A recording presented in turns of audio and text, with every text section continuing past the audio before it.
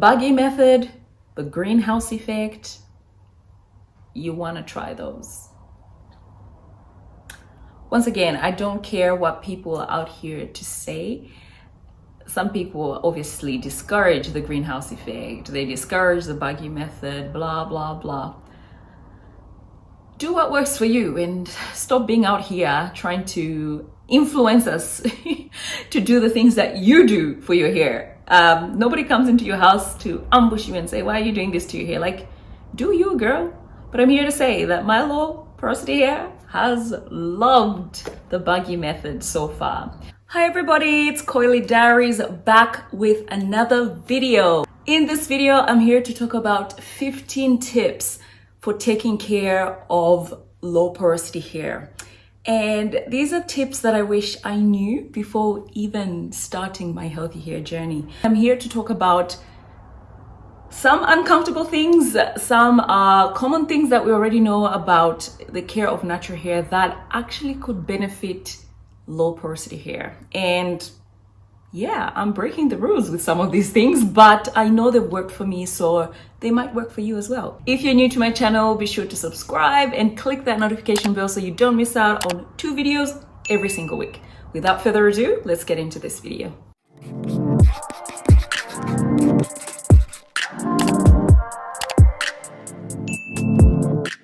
So the first question we need to answer before we even get to these tips is, what is porosity? What's porosity? Porosity just means the rate at which your hair absorbs water. So there is low porosity, there's medium or normal porosity, and then there's high porosity. High porosity is hair that has its cuticle open, you know, just naturally opened or due to damage. The cuticle is open, and the struggle that high porosity chicks have is that the hair absorbs a lot of water very quickly, very easily, and sometimes even too much, right? But then it also loses that moisture very quickly. So the care of that hair will be centered around that cuticle and how it works to try and obviously get the moisture that you need and then close that cuticle. So if you're high porosity, your focus would be on trying as much as possible to close your cuticle so that the moisture can stay in your hair. Okay, so medium porosity is the dream, like, yeah, the best of both worlds. Pretty much you take in what you need and you leave out what you don't need. So the rate at which the moisture goes into the hair is just normal, regular rate, and it holds moisture at a normal rate as well. You're not really struggling to open the cuticle or close it, etc. It's just normal. And then there's low porosity. I'm low porosity, and I did a poll, I think, on Instagram a few weeks ago, and the majority of you guys that responded to that were low porosity. So I'm wondering, is most of the people that are watching my videos low porosity? Comment below if you're low porosity. Give me a thumbs up if you're low porosity. Anyway, low porosity means that the cuticle is super shut naturally, and the trick or the goal for a low porosity chick will be to try and open that cuticle to allow moisture. So low porosity people will struggle a lot with dryness because, as you can imagine, it's hard to get that moisture in, okay, to open that cuticle. However, once that moisture is in, it's locked in. It's, you know, it stays in, it doesn't escape easily, etc. So that is what the different porosities are. How do you know what your porosity is? I do the dip, the water test. So you just grab, you know, room temperature water and grab some shed hair from your head, place it into the water and let it sit. If it sinks to the bottom, it's high porosity. If it kind of stays in the middle, it's normal porosity. And if it sort of floats at the top, girl, okay, for hours on end, it's low porosity. So high porosity sinks, medium porosity is like in the middle of the water, and then the low porosity just pretty much stays at the top or just kind of floats, just, you know, a tad bit underneath the water. That's how you test for low porosity. There are people coming out here saying this test has been disapproved. I don't know any research-based information around porosity that can definitely say this is how to determine porosity, this is how not to. So you can use it or not use it if you think that it's not helpful. There are other ways for you to try out testing out your porosity, of which a lot of them just entail paying attention to your hair. Does your hair take long to dry? Does your hair take time to get wet? For example, when you're putting water on your hair when you go to wash your hair. However, even that is not 100%. If it takes longer to get wet, it's highly likely that it's low porosity. If it gets wet immediately, you're probably looking at high porosity hair. Another thing to look out for is once you wash your hair and you're done and everything, you sort of see like little bubbles of water, not bubbles, like what do you call them? Little balls of water sitting on top of your hair. That's a sign that you've got low porosity, because the water struggles to get in, so it just sits on top of the hair. Another way to determine if your hair is low porosity is pretty much products. Just have a look and pay attention to how your hair responds to product. If your hair just soaks in the moisture and all the products you put on, it's likely to be, you know, high porosity.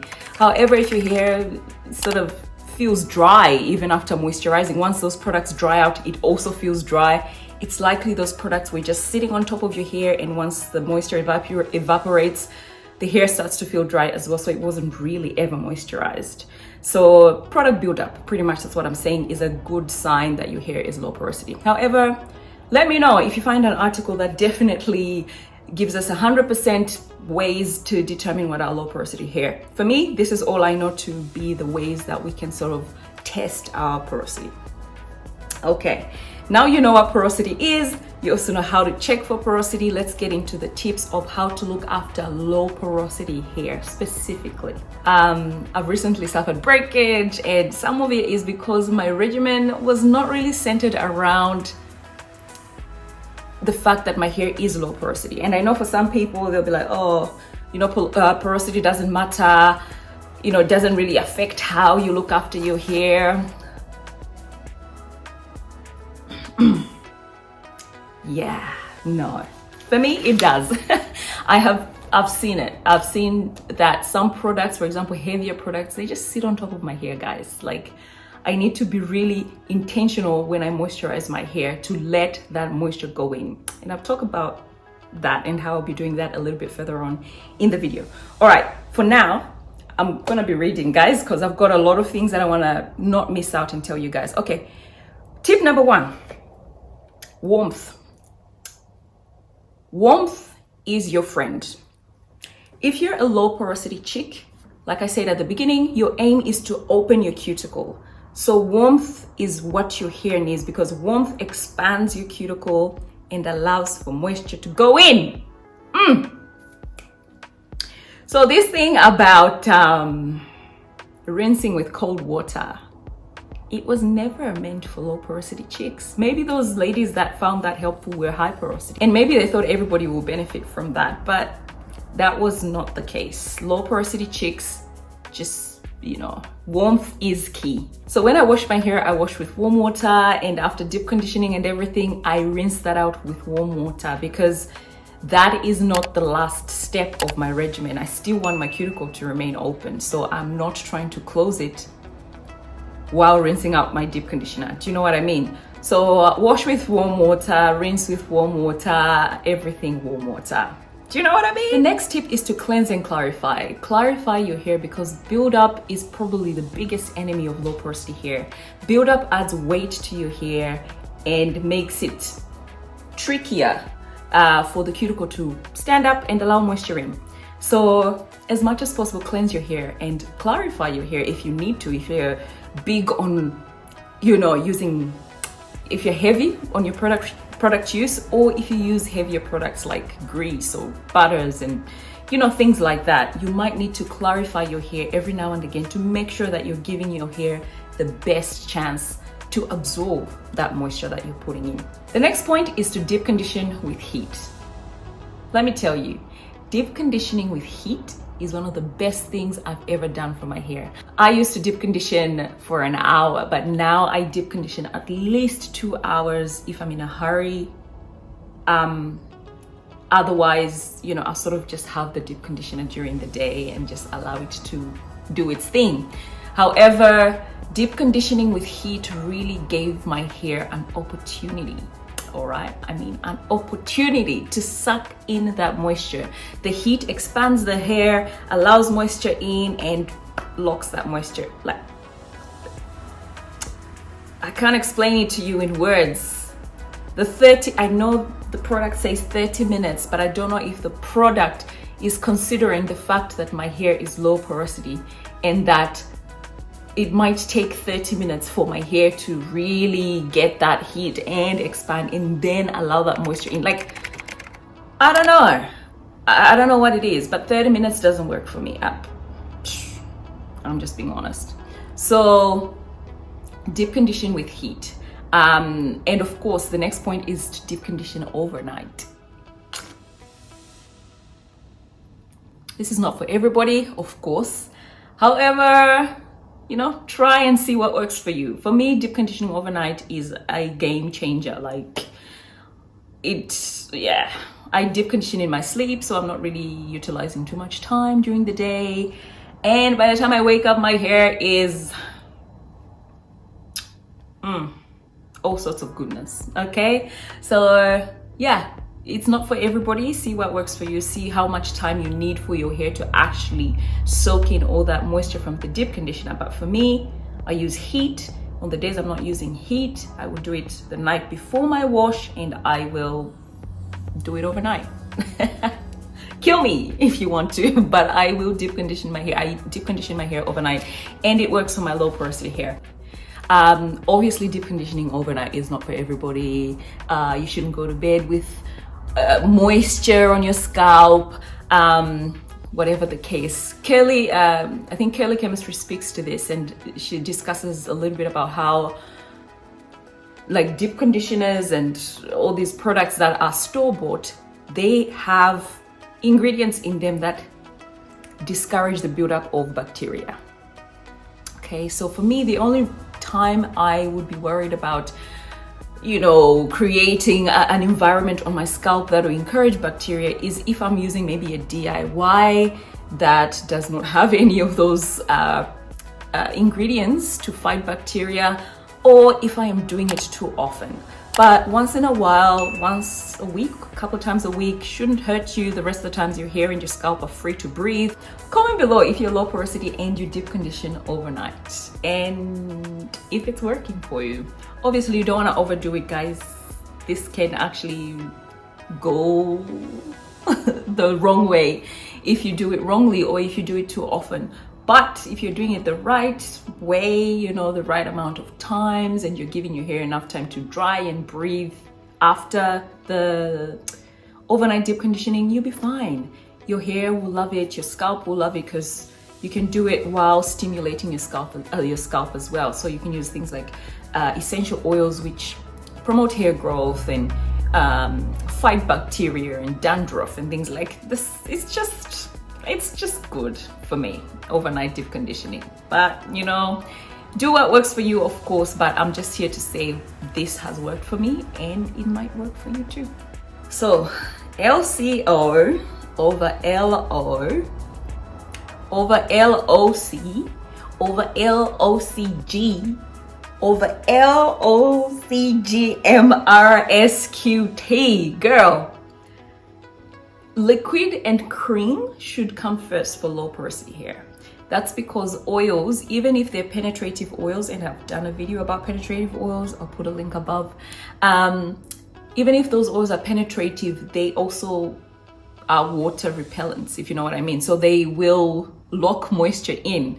So you don't want to start locking moisture in before you are ready to lock the moisture in. Okay, so oil for me, butters, cream, oils, butters, grease, sealants, they should be the absolute last step of your regimen, because the problem with low porosity hair is not locking in the moisture. The problem is getting the moisture in. So there's no need to hasten the oil step or the sealing step. And even if your intention is not to seal the hair, oils no matter what kind of oil, it has some sealing properties. Just because it's an oil, it's water repelling, so you know it will start to seal the hair even before you want it. So once you have your water, I would encourage use a cream like your leave-in conditioner or your hair milk, and then once you're done with the hydrating products, then you can start to put your oils or your butter or your grease and things like that. The LOC method can work for a high porosity, and sometimes it does work for low porosity hair people, like if they're really consistent with their routine and their hair is not crunchy dry, and for example, like if they don't struggle with dryness because they've mastered that routine of constantly hydrating their hair. So for some people the LOC can work, but generally if you are low porosity and your hair is dry, I would encourage hydrating products first before you put in an oil. And of course, you don't want to pile on too many products. LCOMGT. Don't do that. If you're low porosity, your hair doesn't work well with layers and layers and layers of products. It just doesn't. It doesn't take in lots and lots of product at one given time. Like I would encourage stay light and stay minimal, like little bits at a time rather than loads and loads at one time. Applying my leave-in in the shower is another tip that I think if you're low porosity you can implement into your regimen.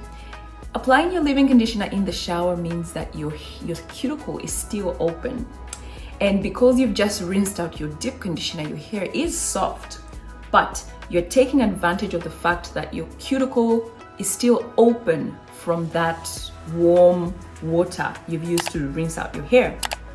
So before you even step out and apply lotion and dry your hair and blah blah blah, grab your leave-in and put it in there while the cuticle is open, because now that leave-in or the hair milk, whatever you're using to moisturize, is the product that's actually going to stay on your hair. So you don't want it to stay on, you want it to sip in. That has helped me. That has helped me a lot. Sometimes I'll sort of, even sort of like sit my leave-in conditioner in a little bit of a warm bath or something like that to warm it up a little bit. That way I'm giving my hair the best opportunity to suck in that moisture. And also, straight from the shower means that your hair is wet. So you're not dealing with damp hair per se, you're dealing with almost wet hair. You just squeeze it a little bit and apply that leave-in. Guys, this tip, it's a game changer. Low porosity hair does better with lighter products in small amounts. So rather than slapping on heavy products, in huge amounts, try going lighter products in small amounts, but then working that product in. Because remember, the trick is to get the product in. So even if you've got heaps of product on your hair, if your cuticle is not open, it's just going to sit on top of your hair, rub on to clothing or evaporate or something, and mission not accomplished. So try applying small products, in small amounts, but then you can do it more regularly. Okay, if you like. However, I find that I don't even need to do it that regularly, because once the moisture is in, the hair really holds on to that moisture. The buggy method, the greenhouse effect, you want to try those. Once again, I don't care what people are out here to say. Some people obviously discourage the greenhouse effect, they discourage the buggy method, blah blah blah. Do what works for you and stop being out here trying to influence us to do the things that you do for your hair. Nobody comes into your house to ambush you and say, why are you doing this to your hair? Like, do you, girl? But I'm here to say that my low porosity hair has loved the buggy method so far.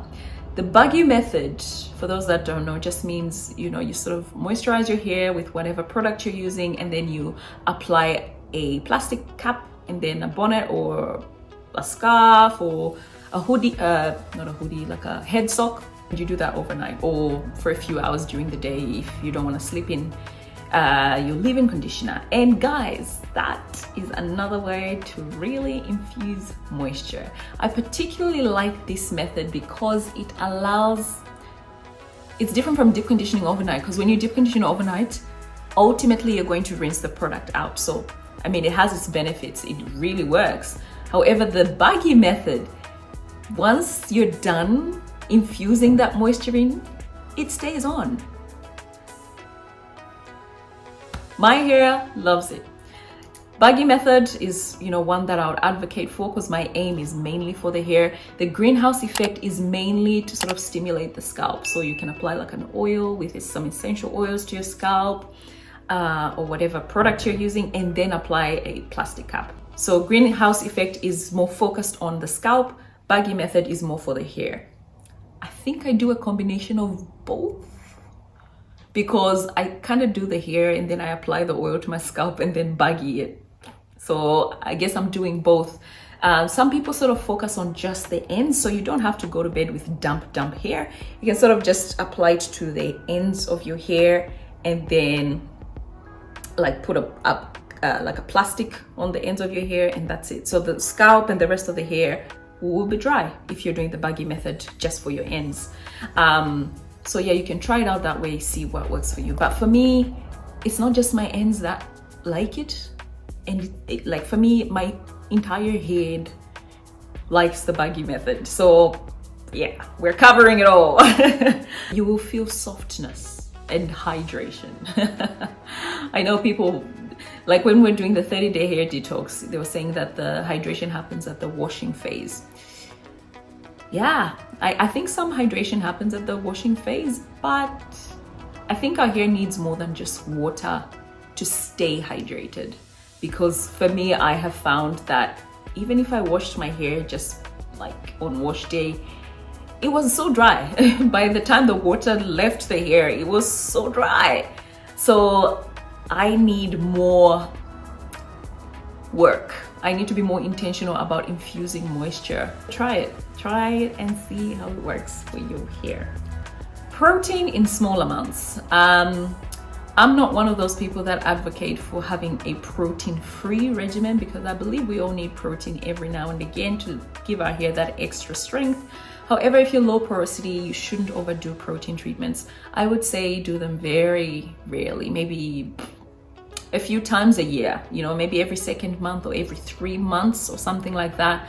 And be sure to use proteins that are small, that can penetrate the hair. Remember, we're trying to get things to go in the hair because that's the issue with low porosity hair. So make sure the product says something like silk protein or wheat protein or anything hydrolyzed protein, hydrolyzed keratin. Those proteins are broken down to tiny little particles that can actually penetrate the hair to strengthen it. So that's what you should focus on. I've done a video on why hydrolyzed proteins are the best and why I don't use eggs even if they contain protein, and I'll put a link above to that video. Use penetrative oils or penetrating oils. I've done another video about this, talking about research-based penetrating oils, and one of the best of these oils are coconut oil, which people don't like, but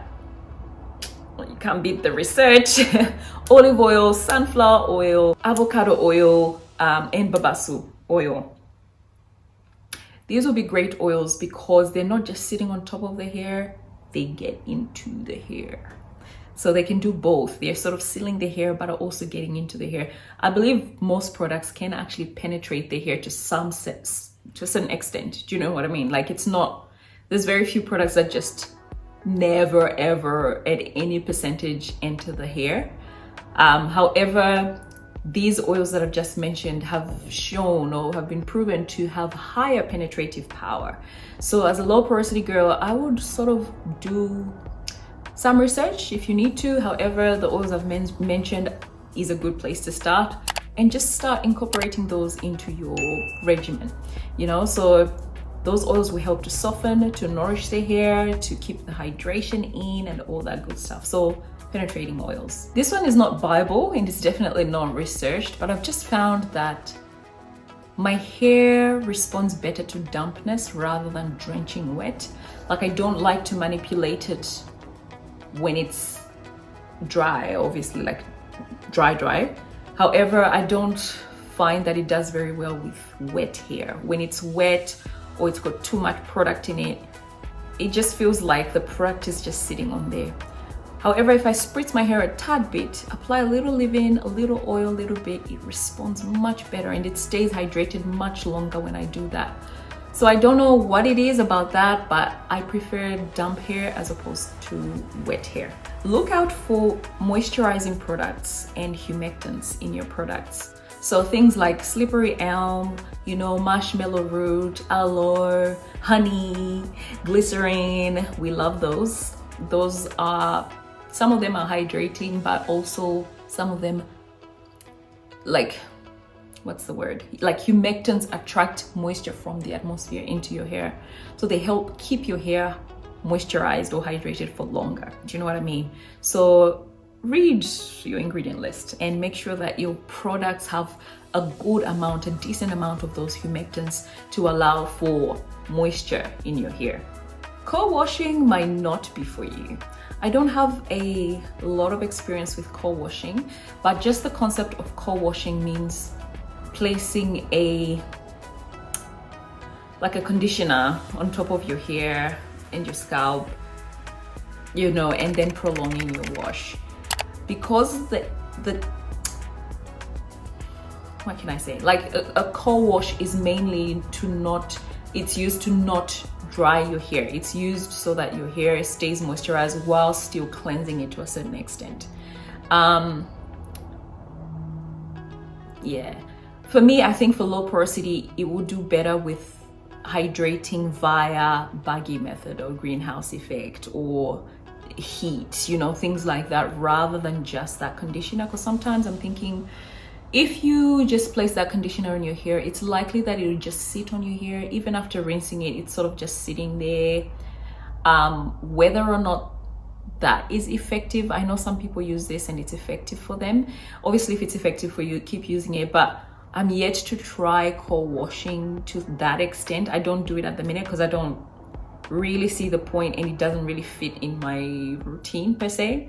I think in my head, the concept of co-washing would suit better people like high porosity people, because they're the ones that lose the moisture quickly, and they want to sort of try and keep that moisture once it's in, whatever the case. But for me, once I infuse that moisture, I've got no problems, So yeah, co-washing is one of those where I'm like in the middle. I'm not really sure. It's obviously going to be a trial and error thing for a lot of people. You have to try and see what works for you and then do that. However, for me, I think, for now, co-washing is a no. And I'm not saying no completely, but for now, I don't think co-washing would benefit my hair that much. Number 14 is to work in sections. Work in sections. It's very easy for you to get carried away, just running your fingers in your hair, and not realizing that, especially with thick or dense hair, like you can easily miss portions in your hair, etc. And you have products, like when you look at your hair, you're like, oh, well applied, but then inside the product hasn't really gone in. So I think that working in sections will really help to allow you to really get those products and moisture into every single strand before you can, proceed to the next step. And also it's just easier to handle in sections, low porosity hair, especially the longer it gets. So yeah, work in sections. And finally, listen to your hair. Low porosity is not a one size fits all. Just because these things work for me doesn't mean that they work for you, and some things that work for you won't necessarily work for me.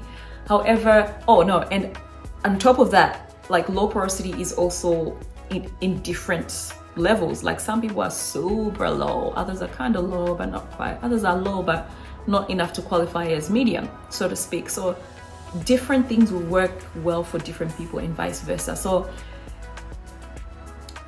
grab a good concept of what low porosity hair is, and then start to try a few things and see what works best for your hair. I hope this was helpful, guys. I hope that you found some value in this video. Be sure to subscribe, click that notification bell. It really helps me. Until next time, it's Coily Diaries. Bye.